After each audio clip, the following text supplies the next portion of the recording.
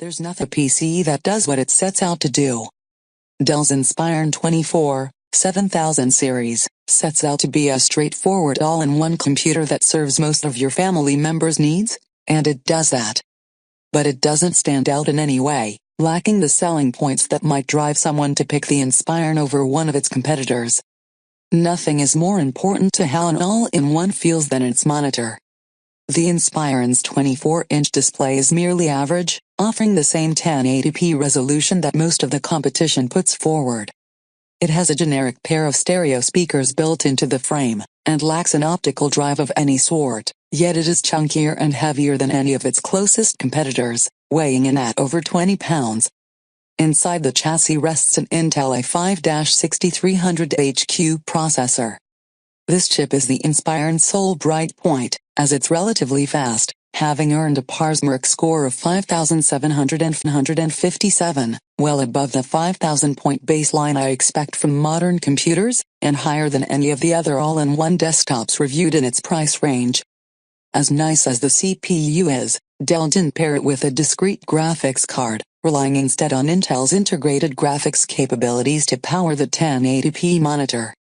Integrated graphics are common in laptops, and even some all-in-ones, but the best computers always install dedicated graphics cards from NVIDIA or AMD. Without one, the Inspiron 24 can't handle even basic gaming, much less image editing or high-quality streaming. It's not a deal-breaker for many families, but it's a disappointment.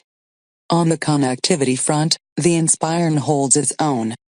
4 USB 3.0 ports let you connect any modern peripheral to the computer, and another 2 USB 2.0 ports are available for devices that use the older standard.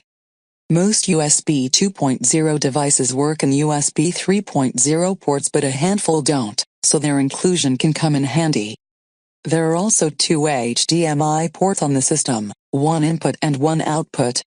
HDMI inputs are useful if you want to plug in an external device like a PlayStation or Blu-ray player and use the Inspiron as a TV, while outputs are great for connecting an extra monitor and using multiple screens at once. Here, we're all about comparisons, and when you compare the Dell Inspiron 24 against its competition, it's easy to see why it lags behind. For the same price higher on my lineup, there are computers with dedicated graphics cards, better speaker setups, and more USB ports. They're also lighter and more beautiful to look at. If you're a longtime fan of Dell or you can get the Inspiron at a discount, it could well be worth it, but at full price there's simply not enough here to draw me in.